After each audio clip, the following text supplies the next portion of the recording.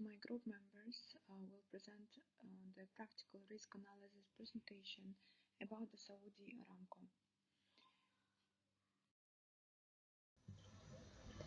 Aramco is an integrated oil and gas company based in Saudi Arabia.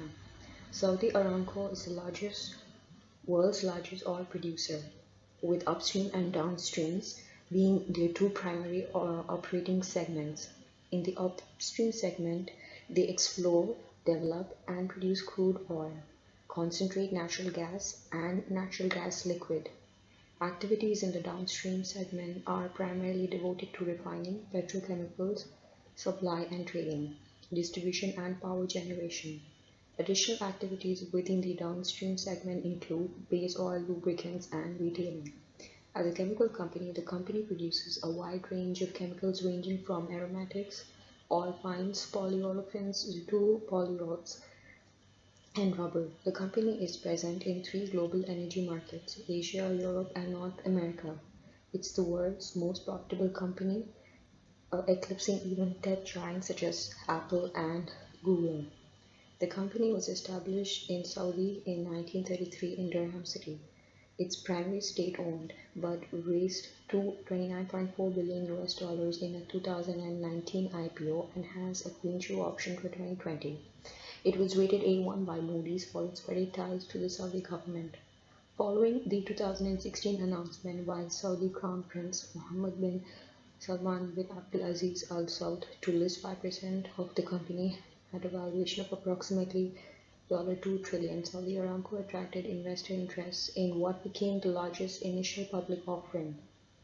There were only 1.5% of the company's shares owned by the public, which is significantly lower than Apple, which has more than 84% of its shares held by the public.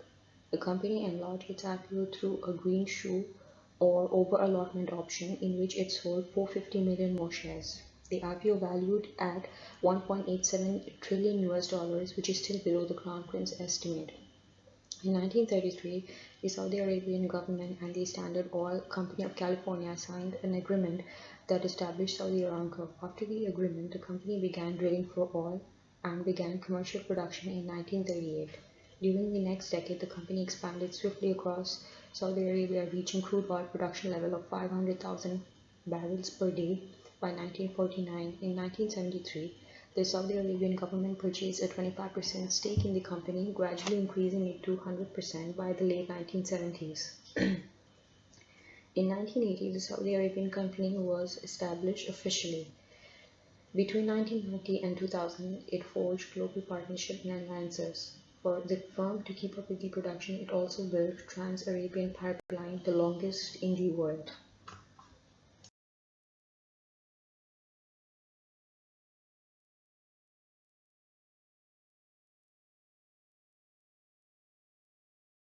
In the late 1970s, Aramco was nationalized, so its financials were not available to the public. The information was made public as part of the prospectus for the sale of 10 billion US dollars in bonds in 2019. As the graph represents, Saudi Arabia has been a publicly traded company for 2 years. Due to the pandemic outbreak, the 2020 was a year of losses for the company. As the graph represents, in 2018, the net income was 111.1 billion in 2018 and kept dropping in the years following, and dropped to 49.0 billion in the year of 2020 due to the coronavirus outbreak, with the oil prices decreasing worldwide. Aramco has a strict corporate governance culture. In addition, the company enhanced shareholders' protection and strengthened its independent decision-making power as part of its preparation for its historic IPO. Saudi Aramco's governance structure limits Riyadh's input to four elements: the company's maximum sustained capacity production levels, royalties, and taxes, and allows Aramco's leadership to determine strategy and oversee day-to-day operation. Secondly, Aramco's board of directors have become increasingly diverse over the past few years, reflecting its preparation for public listing. 5 independent members serve as chairman of each Aramco's commitments, and between them, they boast decades of experience at some of the world's most prestigious energy and chemical businesses.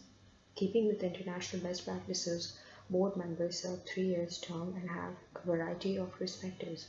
Aramco's board of directors and executive leadership have a clear mandate, which is to maximize the shareholder value. The third area of regulatory structure is Aramco's hydrocarbon laws, its revised concession agreement with the government, and its new bylaw adopted by the company's conversion to a joint stock company. Recent developments have further solidified the company's independence, bringing further confidence to its shareholders. At the moment, Amin H. Nasser is the chief executive and president of the company. Additionally, he serves as the board of directors, whose chairman is His Highness Yasir Othman Al Rumayyan.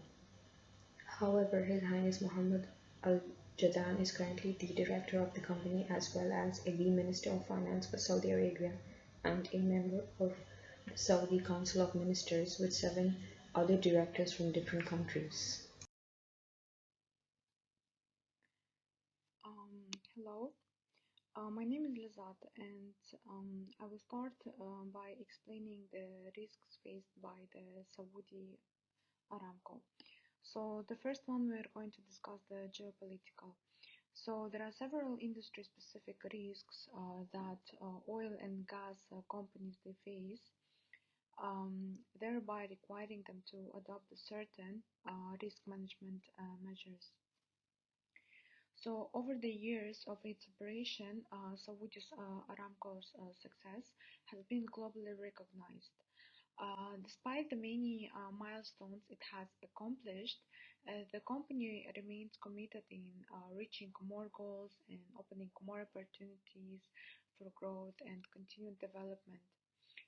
So, one of the primary opportunities of the Aramco is its IPO, which became one of the biggest in the history. It was valued at $2 trillion worldwide. So, moving to the geopolitical, we can see that there has been some tensions between the Iran and the United States, was which affected the company's shares, resulting in the decline of its stock prices by 34 riyals. To the mitigation of this specific risk, Aramco can make the strategies that include the comprehensive policy and the procedures to cover the process, safety standards, and measurements. But also, we can also include that it can also improve its risk management framework that it already has. So, in like to deal with the geopolitical issues, to deal with the issues that they are facing between the Iran and the US.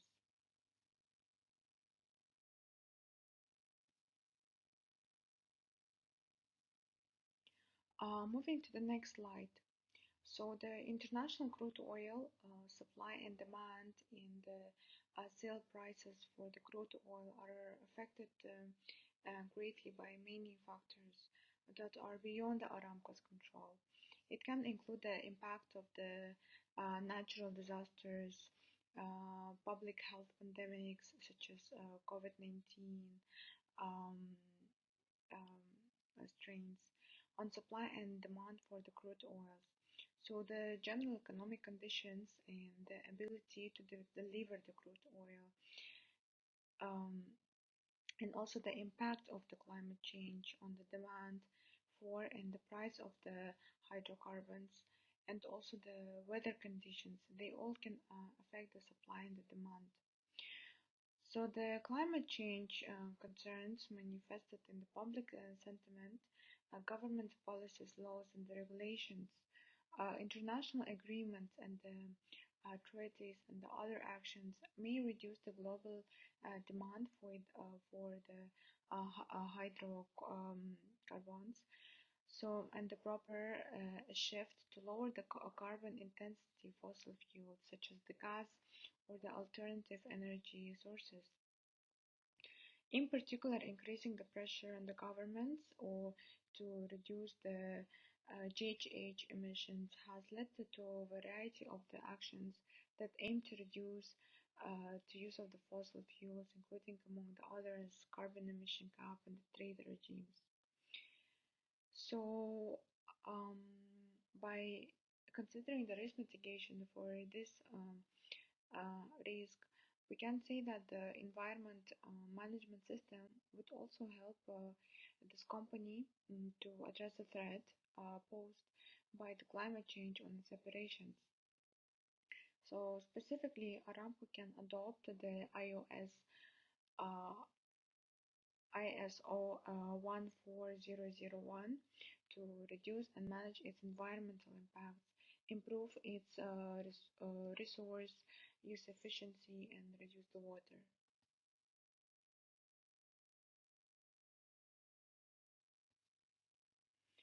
Aramco is subject to the operational risks common in the oil and the gas industry. For example, like crude oil and the gas spills, pipeline leaks and ruptures, storage tank leaks, and accident involving explosions, fires, and the surface catering. So the power shortages and the mechanical and the equipment failures, also the transportation interruptions and tropical monsoons, storms, and the natural disasters, um, the discharges or the releases of the toxic and the hazardous substances or the gases. These risks they can result in the damage or the destruction of the Aramco's properties and the facilities. It can really harm the company and the employees as well. This can have a significant impact on on its operations, and it can result in significant liabilities and remediation costs. So, in addition, Aramco is not insured against all risk and insurance in connection with a certain risk and hazards that can be available. So, in the risk mitigation, Aramco can control its operational risk and avoid such incidents, equipment and the process failures, leaks and spills by also training all its employees um, alongside the need to integrate strong top management support in implementing those risk mitigation strategies.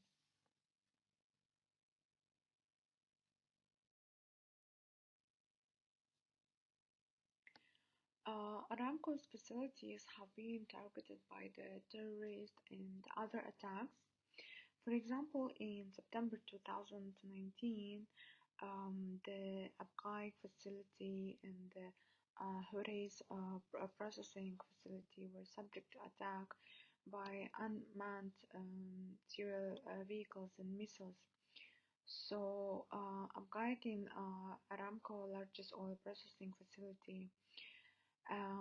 The Kurais field is one of the Aramco's principal oil fields, and these attacks resulted in the temporary suspension of the processing, and this resulted in a very overall crude oil production and associated gas production. They were all reduced, and Aramco took a number of actions to minimize the impact of the lower Arabian Light and Arabian Extra Light production by tapping into Aramco's inventories located outside the kingdom. So, in order to overcome the terrorist risk, the strategy that Aramco needs to adopt is the increased collaboration with the government and the increased participation in the regional security defense. So, this would help to strengthen not only the company's resilience against terrorism, but also contribute in the improving the country's defense. The collaboration with the national government, for one, can help significantly in developing the clear framework, uh, risk mitigation against the terrorism, and enhance the security governance measures.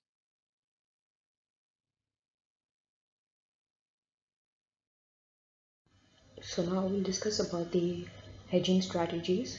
Hedging is one of the fundamental tasks undertaken by companies in order to avoid any unfavorable consequences due to any sort of risk.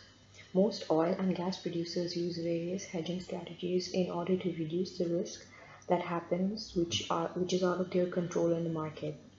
Price volatility in the oil market is one of the biggest factors of risk.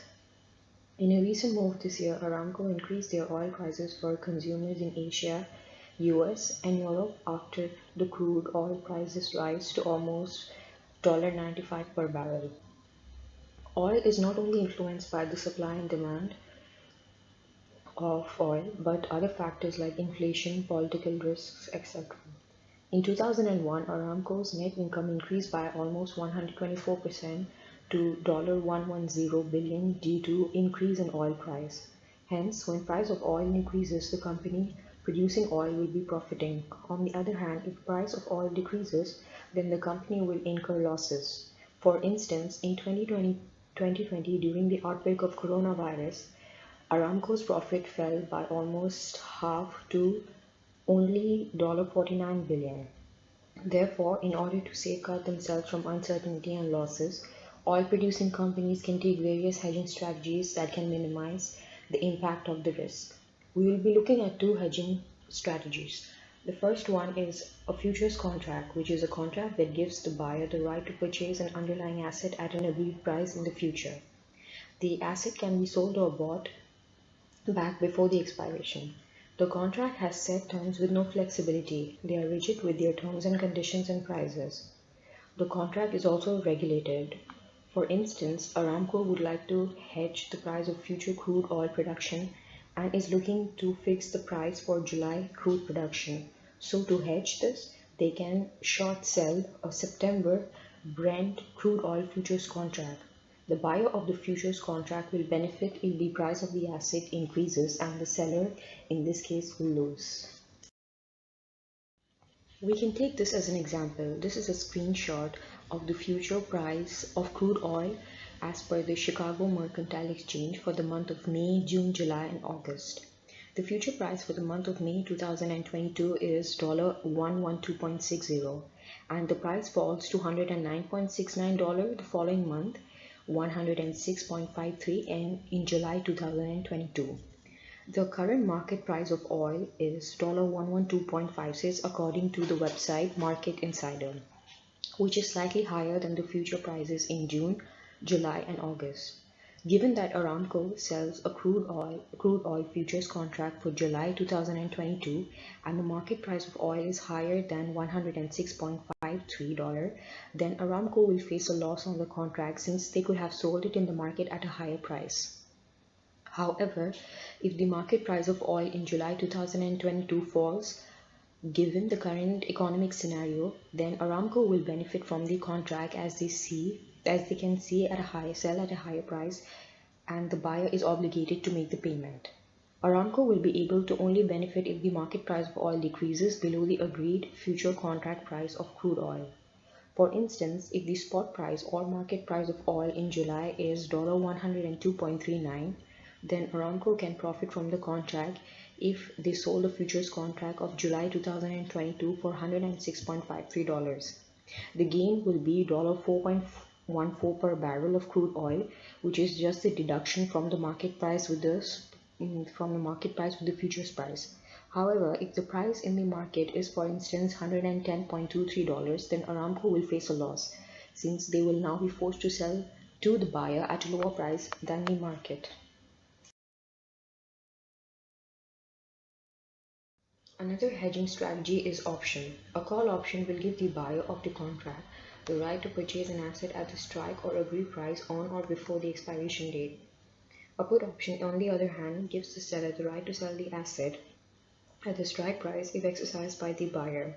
This derivative is less rigid than futures contracts since it's more flexible in its terms and conditions regarding the price and size of the contract. The buyer will pay a premium to the seller as a compensation in case the option is not exercised.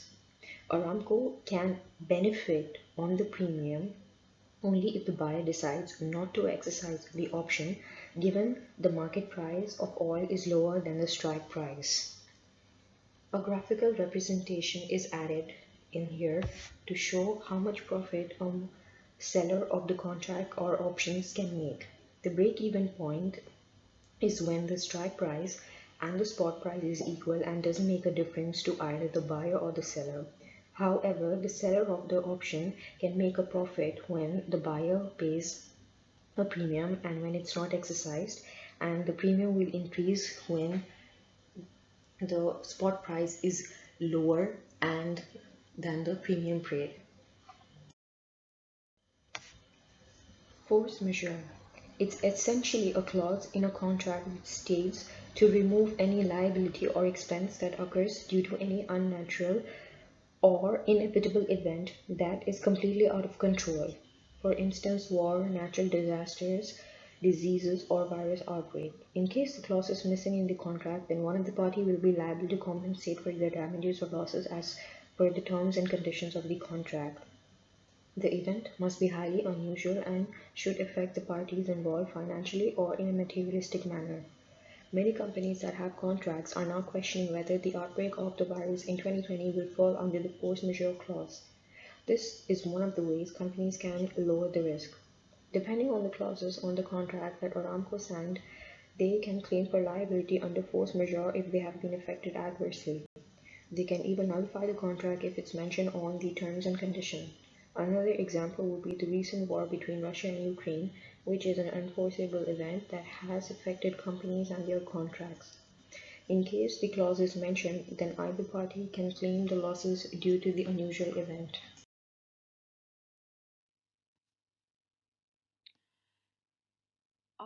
So in our conclusion, we can state that in case of the Aramco,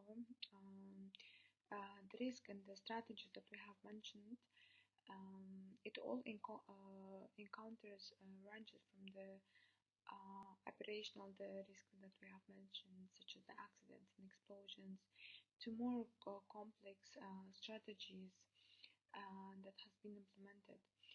Um, so the Saudi-based company, amid its recent IPO and continued profits, is not free from the risk and given the possible implications it could yield. Risk mitigations and strategies must be further developed and implemented in order to be the successful company.